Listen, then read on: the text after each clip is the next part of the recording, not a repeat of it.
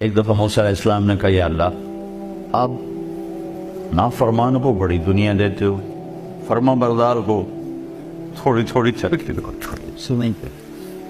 ایک دفعہ میں بہت پرانی بات ہے، کوئی بڑے اللہ کے نیک ولی تھے، میں ان کے پاس بیٹھا تھا تو ایک صاحب آئے کہنے کہ حضرت اللہ دعا کرو اللہ رزق حلال دے، بہت دے بہت دے، اللہ رزق حلال دے اور بہت زیادہ دے.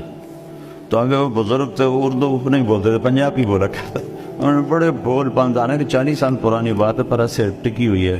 کہنے کہ بھائی حلال تھا تھوڑا ہی ملو.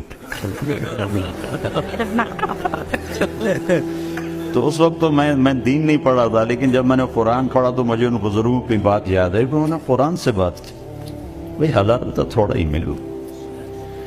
قل لا يستوي الخبيث والطيب ولو أعجبكم كثرة الخبيث.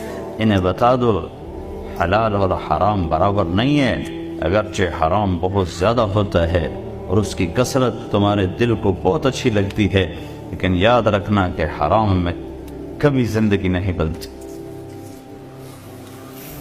کبھی حلال تو تھوڑا ہی ملو.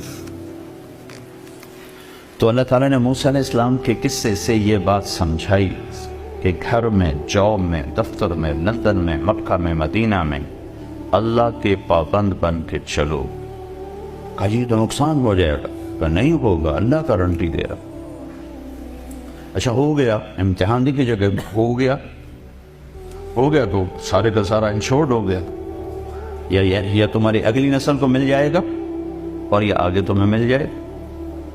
حضرت جب ہمارے نبی پاک صلی اللہ علیہ وسلم نے سود کو حرام کیا حج کے موقع پر، کہ آج کے بعد سود ختم، اور میں سب سے پہلے اپنے چچا عباس کا سود ختم کرتا ہوں.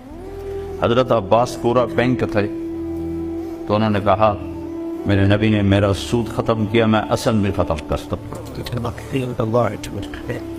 اچھا ایک دم دیکھنے میں بہت بڑا نقصان ہوگا، لیکن علماء کہتے ہیں اس کے بدلے میں اللہ نے حضرت عباس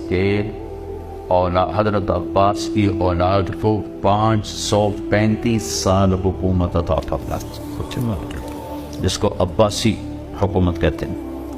بنو امیہ 132 ہجری میں وہ حکومت پر آئے اور 656 پر جا کر وہ ختم ہوئے. کوئی 535 سال عباس رضی اللہ تعالیٰ عنہ کے سود کے ختم ہونے اور انہوں نے اصل ختم کر لیا، اس کے بدلے میں یہ اللہ نے کہا یہ تحفہ تیری اولاد 500 سال تک اولاد کھاتی رہی.